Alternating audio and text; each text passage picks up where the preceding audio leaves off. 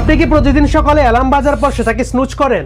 আপনি কি ভাবেন আপনার জীবনটা আর 5টা সাধারণ মানুষের মতোই কাটবে? তাহলে আজ আমি আপনাকে এমন একজন মানুষের সাথে পরিচয় করিয়ে দেব যাকে দ্য টাফেস্ট ম্যান অ্যালাইভ বলা হয়। তার ছোটবেলা কেটেছে বাবার অকথ্য নির্যাতনে।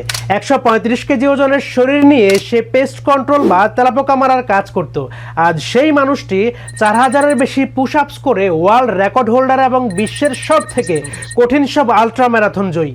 তিনি হলেন ডেভিড গগিন্স। গগিন্স বলেন, আমাদের সবার ভেতরে একটা দানব আছে, কিন্তু আমরা তাকে আরাম আর অলসতা দিয়ে ঘুম পাড়িয়ে রেখেছি।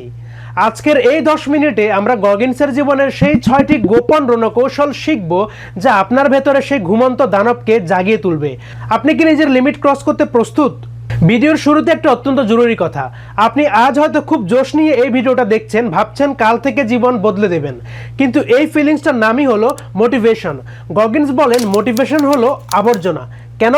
কারণ মোটিভেশন আপনার মুডের উপর নির্ভর করে। আপনার মন ভালো থাকলে আপনি কাজ করবেন, মন খারাপ থাকলে করবেন না। গগিন্স যখন রাত 3টায় কনকনে ঠান্ডায় দৌড়াতে বের হন, তখন কি তিনি মোটিভেশন পান? একদমই না। তিনি যান কারণ তিনি তার মনকে ডিসিপ্লিন করেছেন। ডিসিপ্লিন মানে হলো যখন আপনার শরীর বলছেন না, আপনার মন বলছে কাল করব, ঠিক তখনই সেই কাজটি করা। এই 10 মিনিটে আমরা শিখব কিভাবে মোটিভেশনের ভরসা ছেড়ে ডিসিপ্লিনের মেশিন হতে হয়। গগিন্সের ওজন যখন 135 কেজি, তখন তিনি আয়নার সামনে দাঁড়িয়ে নিজের চোখের দিকে তাকাতে পারতেন না। একদিন তিনি ভাবলেন, আমি আর কতদিন নিজেকে নিজে মিথ্যে সান্ত্বনা দেব? তিনি একটি আয়না নিলেন এবং তার উপর চিরকুট লাগানো শুরু করলেন। সেখানে তিনি নিজেকে চ্যাম্পিয়ন বলেননি, বরং লিখেছিলেন, তুই মোটা, তুই অলস, তুই প্রতিদিন নিজের সাথে নিজে মিথ্যে বলছিস। একে তিনি বললেন অ্যাকাউন্টেবিলিটি মিরর। আমরা সবসময় আমাদের ব্যর্থতার জন্য ভাগ্য, পরিবার বা পরিস্থিতিকে দায়ী করি। গগিন্স শিখিয়েছেন, আয়নার সামনে দাঁড়িয়ে নিজের দোষগুলো স্বীকার করা হলো সাফল্যের ফার্স্ট স্টেজ। যতক্ষণ আপনি নিজের কমতিগুলোকে অস্বীকার করবেন, ততক্ষণ আপনি ইমপ্রুভই করতে পারবেন না। আজই আয়নার সামনে দাঁড়ান এবং নিজেকে প্রশ্ন করুন, আপনি আসলে কি করছেন আপনার জীবনের সাথে? ধরুন আপনি ব্যায়াম করছেন বা পড়াশোনা করছেন, হঠাৎ মনে হলো আপনার মাথা কাজ করছে না বা শরীর আর চলছে না। আপনি কাজটা বন্ধ করে দিলেন। গগিন্স এখানে একটি বৈজ্ঞানিক সত্য আমাদের মনে করিয়ে দেন, আর তা হলো দ্য 40% রুল। আমাদের মস্তিষ্ক একটি গভর্নর বা প্রোটেক্টরের মতো কাজ করে। যখনই আমরা একটু কষ্ট পাই, মস্তিষ্ক আমাদের ব্যথা থেকে বাঁচাতে অনেক আগেই স্টপ সিগন্যাল পাঠিয়ে দেয়। গগিন্স বলেন, যখন আপনার মস্তিষ্ক বলছে আপনি আর পারছেন না, তখন আসলে আপনি আপনার ক্ষমতার মাত্র 40% ব্যবহার করেছেন, বাকি 60% রিজার্ভ ট্যাঙ্কে রয়ে গেছে। গগিন্স যখন নেভি সিল ট্রেনিংয়ের হেল উইক পার করছিলেন, তখন পায়ের হাড় ভেঙে গিয়েছিল, কিন্তু তিনি সেই 60% রিজার্ভ শক্তি ব্যবহার করে ট্রেনিং শেষ করেছিলেন।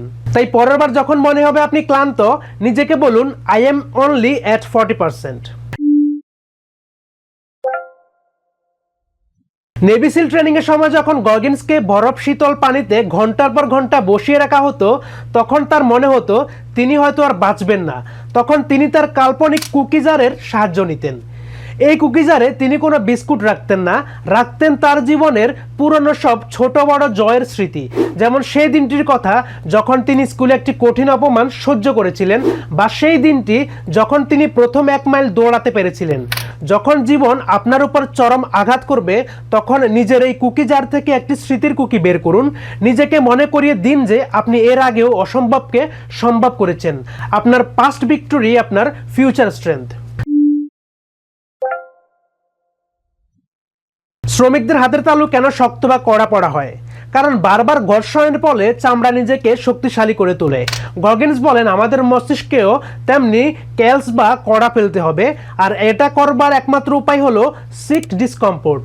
আমরা সবসময় এসি রুম, নরম বিছানা আর ওটিটি প্ল্যাটফর্মে আরাম খুঁজি, কিন্তু এই আরামই আমাদের দুর্বল করে দিচ্ছে। গগিন্স বলেন, প্রতিদিন এমন অন্তত একটি কাজ করুন যা আপনি করতে ঘৃণা করেন। সেটা হতে পারে ভোরে ওঠা, জিম করা বা কোনো কঠিন সাবজেক্ট পড়া। আপনি যত বেশি নিজেকে কষ্টের মুখে ঠেলে দিবেন, আপনার মস্তিষ্ক তত বেশি শক্তিশালী বা ক্যালজড হবে। আরামপ্রিয়তা হলো মনের জং, আর কষ্ট হলো মনের ধার। নেভি সিলের সব থেকে ভয়ঙ্কর সপ্তাহ হলো 5 দিনের হেল উইক। গগিন্স সেখানে 5 দিনের কথা ভাবতেন না, তিনি ভাবতেন পরবর্তী 5 মিনিটের কথা। একেই বলা হয় স্মল উইন্স। আমাদের লক্ষ্য অনেক বড় হয়, যা আমাদের মাঝে মাঝে ভয় পাইয়ে দেয়। কিন্তু আপনি যদি আপনার বড় লক্ষ্যকে ছোট ছোট মাইক্রো গোলে ভাগ করেন, তবে জয় করা সহজ হয়।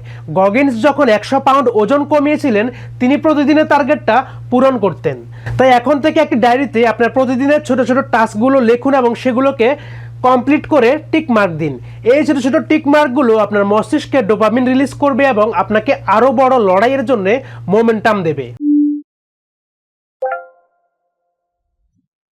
ভিডিওর শেষ এবং সবথেকে গুরুত্বপূর্ণ পয়েন্ট, আপনার হোয়াই কি। ডেভিড গগিন্স জানতেন যে তাকে তার ওই ব্যর্থ এবং অসম্মানজনক জীবন থেকে বেরিয়ে আসতে হবে। তার কেন ছিল অনেক বেশি স্ট্রং এবং পাওয়ারফুল। কেন আপনি সফল হতে চান? কেন আপনি নিজের শরীর ঠিক করতে চান? কেন আপনি ধনী মানুষ হতে চান? আপনার উত্তর যদি হয় যাতে অন্যরা আমাকে সম্মান করে, তবে আপনি বেশি দূর যেতে পারবেন না। কিন্তু আপনার উত্তর যদি হয় যাতে আমি নিজেকে প্রমাণ করতে পারি যে আমি হার স্বীকার করিনি, বা পরিবারের অভাব দূর করতে হবে, বা ফিনান্সিয়ালি ফ্রিডম লাগবে, তবে আপনাকে কেউ থামাতে পারবে না। গগিন্স বলতেন আপনার পারফরমেন্স এমন লেভেলের হতে হবে যেন আপনার প্রতিপক্ষ বা আপনার বাধাগুলো আপনার ডেডিকেশন দেখে ভয় পেয়ে যায়। একেই তিনি বলেন টেকিং সোলস। বন্ধুরা, ডেভিড গগিন্সের এই গল্প আমাদের একটাই শিক্ষা দেয়, আমাদের লিমিটেশনগুলো আমাদের শরীরের নয়, আমাদের মনের। গগিন্স যদি 135 কেজি ওজন নিয়ে হার্টে ছিদ্র নিয়ে বিশ্বের সেরা অ্যাথলেট হতে পারে, তবে আপনি কেন জয়ী হতে পারবেন না? মনে রাখবেন, don't wait for the right time, make the time right. আজ থেকে নিজের অ্যাকাউন্টেবিলিটি মিররের সামনে দাঁড়ান। দেখা হচ্ছে বিজয়ের মঞ্চে। Stay hard.